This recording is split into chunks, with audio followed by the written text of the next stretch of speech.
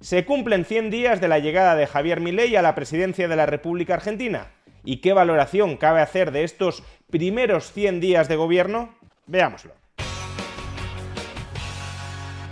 El pasado 10 de diciembre del año 2023, el economista liberal libertario Javier Milei alcanzó la presidencia de la República Argentina. A fecha de hoy, por tanto, ya lleva 100 días al frente del gobierno argentino. Y en política suele decirse que los primeros 100 días de mandato son aquellos en los que se implementan las medidas más urgentes en función de las cuales hay que empezar a juzgar su presidencia. Pues bien, ¿qué valoración podemos hacer de estos primeros 100 días de gobierno de Javier Milei? Bueno, de entrada hay que tener muy claro cuál ha sido el objetivo de Javier Milei en estos primeros 100 días de gobierno. El objetivo ha sido uno: estabilizar macroeconómicamente la economía argentina. Cuando Javier Milei alcanza la presidencia de la República Argentina, el país estaba experimentando una inflación desbocada y galopante. El origen de esa inflación desbocada y galopante eran unas cuentas públicas estructuralmente desequilibradas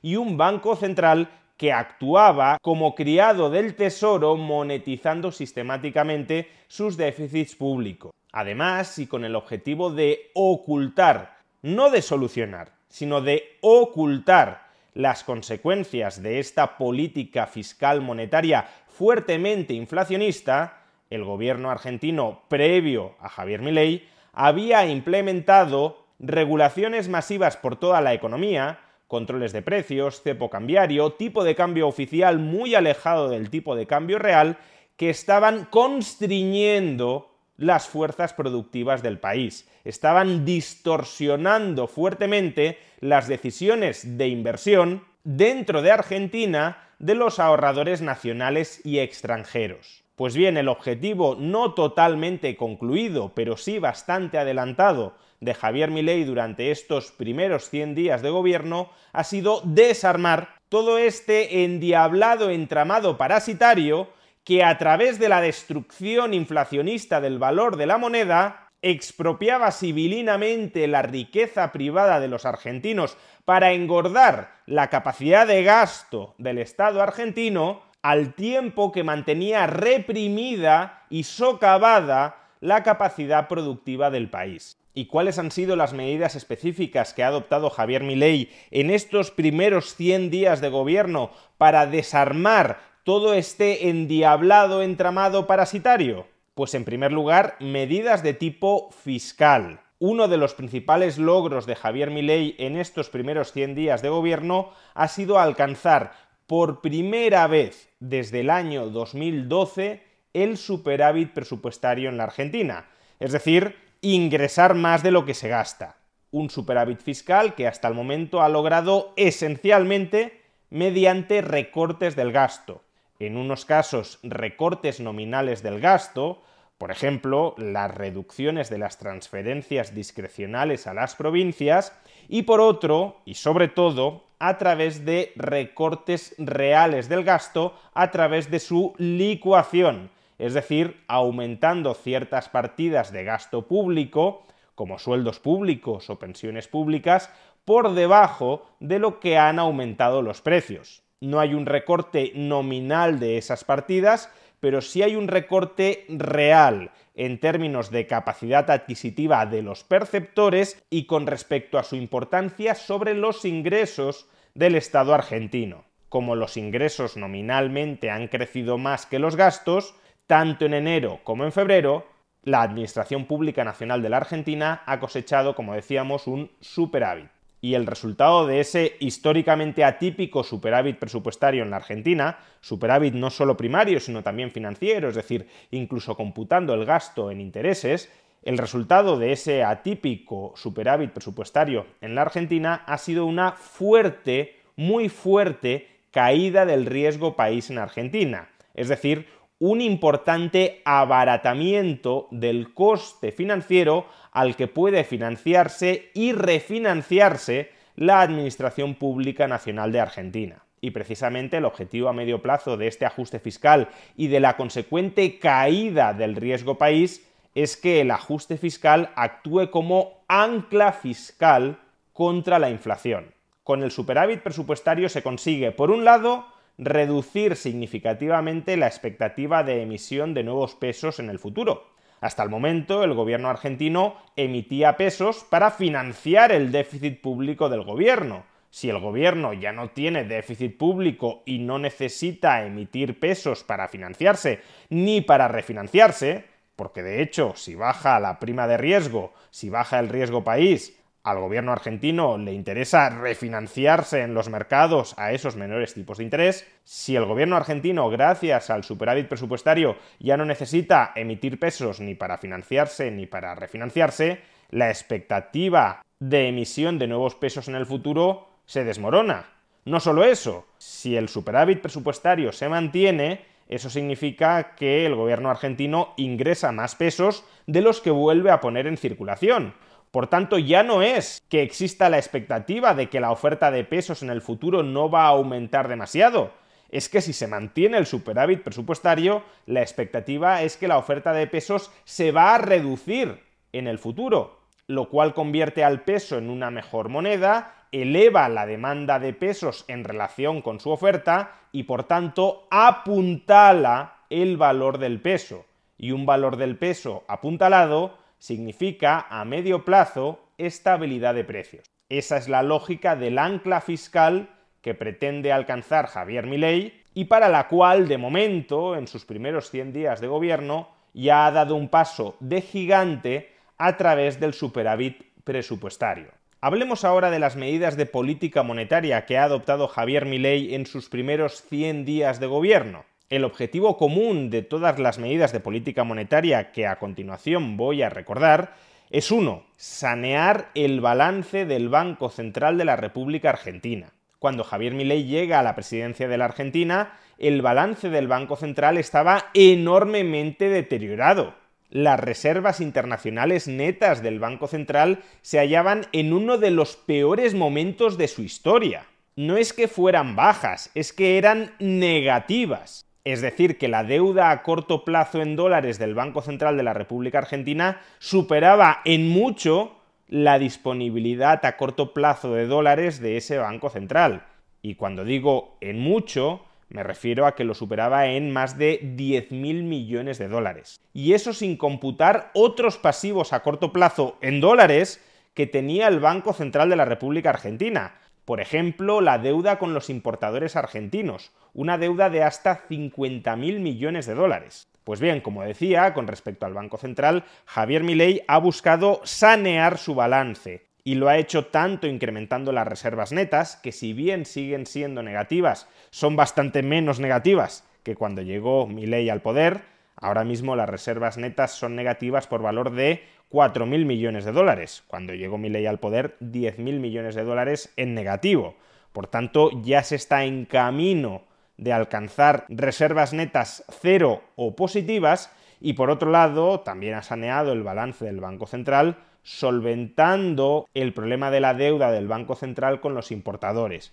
Concretamente, ¿qué ha hecho Milei? En primer lugar, devaluó el tipo de cambio oficial para acercarlo al tipo de cambio de mercado y así reducir la enorme brecha cambiaria que se encontró cuando alcanzó la presidencia de Argentina. Reducir la brecha cambiaria hasta prácticamente eliminarla, que es la situación en la que nos encontramos hoy, 100 días después de que Milei llegara al gobierno, no solo es positivo porque nos acerca a la unificación cambiaria, sino que además permite sanear la situación financiera del Banco Central. Antes de devaluar, el Banco Central de la República Argentina se comprometía, se obligaba a entregar $1 a cambio de 400 pesos. Dicho de otra manera, con cada dólar que el Banco Central de la República Argentina tuviese en reservas, era capaz de cancelar 400 pesos de base monetaria o, si lo queremos entender así, 400 pesos de deuda del Banco Central de la República Argentina. Pues bien, después de devaluar el peso, acercándolo a su tipo de cambio real, de mercado, con cada dólar a disposición del Banco Central, esa institución es capaz de cancelar, de retirar de circulación no 400 pesos, sino 800 pesos. Por tanto, claro, lo que consigue la devaluación, que es meramente sincerar el tipo de cambio oficial con respecto al tipo de cambio de mercado, lo que consigue la devaluación es incrementar de manera muy sustancial los activos del Banco Central en relación con sus pasivos. Y si tú aumentas los activos de una entidad en relación con sus pasivos, lo que estás haciendo es recapitalizar esa entidad. No solo eso, sino que además, como ya hemos comentado, el Banco Central de la República Argentina tenía una deuda tácita que no figuraba en el balance del Banco Central, tenía una deuda implícita muy grande con los importadores en Argentina. Les había prometido entregarles una determinada cantidad de dólares a cambio de recibir 400 pesos por dólar y todavía no les había entregado los dólares que se había obligado ese Banco Central a entregarles a los importadores, de tal manera que los importadores habían recibido la promesa pública de recibir dólares, se habían comprometido a pagar dólares a sus vendedores extranjeros, pero no tenían dólares porque el Banco Central no estaba cumpliendo con su palabra, no les estaba dando los dólares que les había dicho que les iba a entregar. Pues bien, al devaluar no solo estás encareciendo el precio en pesos que han de pagar esos importadores para recibir los dólares, minimizando el quebranto que esa deuda no pagada suponía para el Banco Central, sino que además lo que hizo el Banco Central fue tratar de refinanciar a medio plazo esa deuda que mantenía con los importadores, y lo hizo emitiendo un nuevo tipo de bonos con un plazo de amortización superior a un año, que son los bonos BOPREAL. Al colocar estos bonos, el Banco Central de la República Argentina absorbe pesos de circulación y se compromete a entregar dólares en el futuro, 2025, 2026, etc. De tal manera que un importador, si no tiene mucha urgencia a recibir los dólares que el Banco Central le había prometido entregar, o si es capaz de obtener por otras vías una línea de crédito en dólares que amortizará en el futuro con los dólares que le entregará más adelante el Banco Central de la República Argentina, en cualquiera de estos supuestos lo que puede hacer un importador es comprar estos bonos entregando pesos hoy y recibiendo más adelante en el futuro los dólares que necesita o para pagar a sus proveedores extranjeros o para amortizar la línea de crédito que haya recibido hoy en dólares para poder pagar hoy a sus proveedores extranjeros. Con estos bonos, por tanto, no solo se regulariza la deuda que el Banco Central tenía con los importadores, sino que además esa deuda se refinancia a largo plazo, ejerciendo, en consecuencia, menos presión adversa sobre el tipo de cambio. Si el Banco Central emite pesos para comprar dólares, esos pesos que ha emitido posteriormente se inmovilizan a medio plazo en estos bonos BOPREAL y por tanto no ejercen presión negativa ni sobre los precios ni sobre el tipo de cambio. Y gracias a estas dos políticas que han contribuido a sanear el balance del Banco Central, la devaluación del peso y la regularización de la deuda con los importadores a través de la emisión del bono BOPREAL, lo que ha conseguido el Banco Central es, por un lado, reducir el tipo de interés que se ve obligado a pagarle a sus acreedores a corto plazo, los inversores en pasivos financieros del Banco Central, en un comienzo PASES y LELIQs, actualmente solo PASES porque las LELIQs han sido eliminadas. Pues bien, el tipo de interés que el Banco Central paga a los inversores en estos pasivos financieros a corto plazo del Banco Central, que es una forma de inmovilizar los pesos a corto plazo para evitar que ejerzan influencia negativa sobre la inflación o sobre el tipo de cambio, ha pasado del 133% en el caso de las LELIQs o del 100% en el caso de los PASES a, en ambos casos, el 80% en la actualidad. Como el Banco Central está más saneado, como parte de los pasivos a corto plazo del Banco Central se han refinanciado a medio plazo, el Banco Central no necesita ofrecer tipos de interés tan altos para que los inversores en su deuda a corto plazo, actualmente PASES, no den el salto al dólar, depreciando todavía más el tipo de cambio. Es decir, como el Banco Central es más solvente y es más líquido, puede pagar tipos de interés más bajos a sus acreedores sin que sus acreedores huyan de sus títulos de deuda. Y al pagar tipos de interés más bajos, su situación financiera también mejora, porque el aumento explosivo,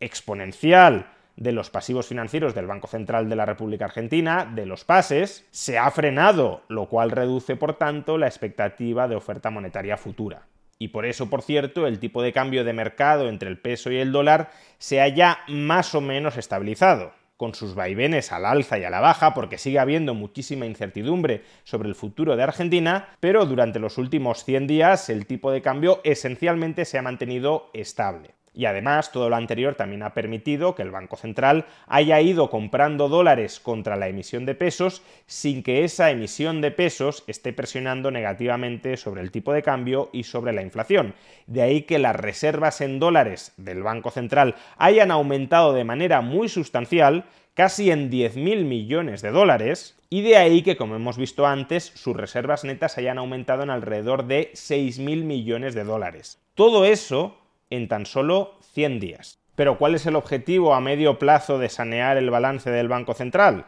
Pues como ya ha sucedido durante estos primeros 100 días, estabilizar el tipo de cambio. Al estabilizar el tipo de cambio de mercado e ir ajustando el tipo de cambio oficial para acercarlo al tipo de cambio de mercado, unificar ambos tipos de cambio, que no haya diferencia entre el oficial y el de mercado, levantar en ese momento el cepo cambiario, de tal manera que los argentinos puedan comprar y vender irrestrictamente dólares, y en ese momento, acaso, dolarizar cerrando el Banco Central de la República Argentina. Aunque esto último, que sería muy deseable, veremos si termina haciéndolo Milei o en cambio abraza otro tipo de planes alternativos como la convivencia entre el peso y el dólar. Y por último, el tercer capítulo de actividad política muy intensa durante estos primeros 100 días de gobierno de Javier Milei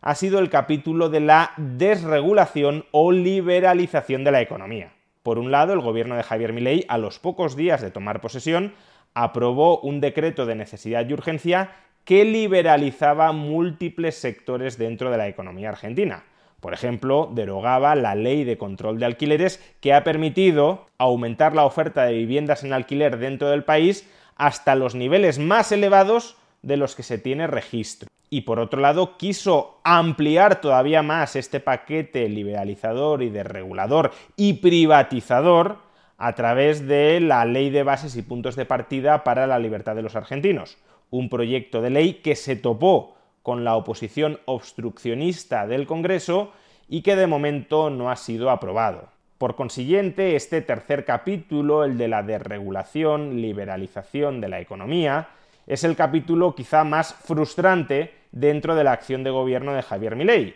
porque por un lado se aprueba el decreto de necesidad y urgencia, aunque los tribunales han suspendido cautelarmente parte de su aplicación y su vigencia pende del hilo de que el Congreso no termine tumbándolo, y por otro lado se promueve la Ley de Bases y Puntos de Partida para la Libertad de los Argentinos y el Congreso la tumba. Es decir, que en materia fiscal y monetaria se ha trabajado mucho y se ha conseguido mucho, en materia de desregulación o liberalización se ha trabajado mucho, pero se ha conseguido bastante poco porque no depende del gobierno de Javier Milei, sino que depende de que el Congreso autorice esa desregulación / liberalización y de momento el Congreso está en una posición obstruccionista. ¿Y cuál es el objetivo a medio plazo de promover esta desregulación, liberalización de la economía? Pues desatar las fuerzas productivas del país para impulsar un crecimiento económico mucho más acelerado y saludable que hasta el momento. Lo hemos visto en el caso de los inmuebles en alquiler. La ley de alquiler desincentivaba que los inmuebles de buena parte de los argentinos salieran al mercado del alquiler. La derogación de esa ley ha colocado muchos de esos inmuebles en el mercado, de tal manera que ya se pueden alquilar con usos residenciales o con usos comerciales y por tanto esos factores productivos, esos inmuebles que pueden contribuir a enriquecer la economía, han pasado de estar no disponibles, como si no existieran a efectos productivos, a estar ya disponibles para empezar a crear riqueza. Pues bien, este mismo modelo de desatar las fuerzas productivas que están ahora mismo reprimidas por la regulación, por la legislación argentina, es lo que busca Milei a medio plazo, liberalizando la economía. Así pues, en los primeros 100 días de gobierno de Javier Milei se ha aplicado un plan económico muy ambicioso, muy bien orientado y que si perdura en el tiempo permitirá que Argentina vuelva a generar riqueza. Sin embargo, ese plan económico muy ambicioso, muy contundente, muy amplio, en el corto plazo está siendo muy duro para muchos sectores de la sociedad argentina. Durante sus primeros 100 días de gobierno, la economía argentina también ha entrado en recesión, los ingresos reales de muchísimos argentinos, trabajadores, pensionistas, se han hundido incluso por debajo del nivel al que los dejó la administración peronista, y los índices de pobreza, que ya eran muy altos e inaceptables, han seguido aumentando. La razón es sencilla: el ajuste fiscal que ha permitido sanear el presupuesto a corto plazo ha tenido una influencia contractiva sobre la actividad económica y sobre aquellos que vivían de las transferencias del presupuesto estatal. A su vez, el saneamiento del Banco Central, ajustando el tipo de cambio oficial al tipo de cambio real de mercado, ha supuesto un fogonazo inflacionista que ha reducido los ingresos reales, el poder adquisitivo de millones de argentinos. Y por desgracia, la obstaculización de las reformas y liberalizaciones de la economía argentina ha impedido que se desaten gran parte de las fuerzas productivas del país, compensando los efectos contractivos anteriores. Todo esto es cierto: los indicadores de actividad económica han empeorado, los ingresos reales han caído, la pobreza ha seguido aumentando, pero siendo todo eso cierto, me parecería tremendamente tramposo imputarle esa factura al gobierno de Javier Milei. Todo este empobrecimiento cierto de la sociedad argentina, que también se ha experimentado durante los 100 primeros días de gobierno de Javier Milei, son la consecuencia de haber empezado a corregir los desequilibrios que el gobierno peronista anterior le legó a Javier Milei. Javier Milei se encuentra con desequilibrios macroeconómicos gigantescos, innegables, incuestionables, en materia de inflación, de déficit público, de depreciación y desajuste cambiario, de inflación reprimida en forma de regulaciones y controles estatales que distorsionaban la actividad productiva, etc. Y Javier Milei dice: vamos a corregir estos desequilibrios porque la economía argentina se está orientando hacia el desastre, hacia la calamidad, hacia la hiperinflación, hacia el hundimiento, hacia el default. Y claro, al tomar medidas para corregir esos desequilibrios, se sincera la situación económica real del país y se empiezan a pagar las facturas que hasta el momento solo estaban latentes en forma de esos desequilibrios. ¿Pero por qué hay que pagar esas facturas que están empobreciendo al pagarlas a los argentinos? Pues porque el gobierno peronista anterior dejó los cajones llenos de esas facturas que ahora, al pagarlas, para corregir los desequilibrios, están empobreciendo a los argentinos.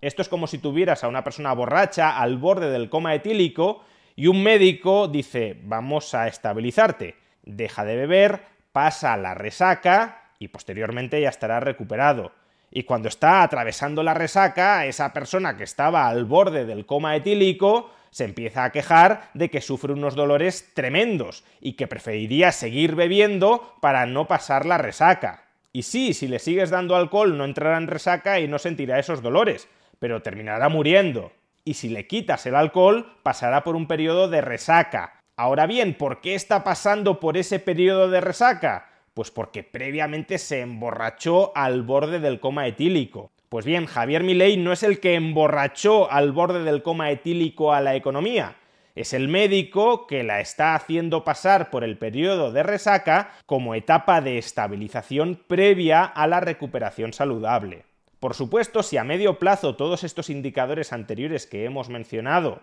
los índices de pobreza, la actividad económica, los ingresos reales, si todos estos indicadores no mejoraran a medio plazo, sí que podríamos decir que las políticas económicas de Javier Milei han fracasado, porque el objetivo de sus políticas económicas es que todos estos indicadores mejoren a corto plazo. Pero es que los primeros 100 días de gobierno no es el periodo temporal en el que iban a mejorar esos indicadores, es el periodo temporal en el que se está tratando de estabilizar al paciente para que, superada la estabilización, frenada la inflación galopante, saneadas las cuentas públicas, reajustado el tipo de cambio, liberalizada la economía, cuando todo eso suceda, el paciente pueda salir adelante. Pero a ese paciente quien lo emborrachó fue el gobierno peronista y, por tanto, la resaca, los dolores, el empobrecimiento que está sufriendo en estos momentos es consecuencia de haberle dado tanto y tan malo alcohol durante tanto tiempo.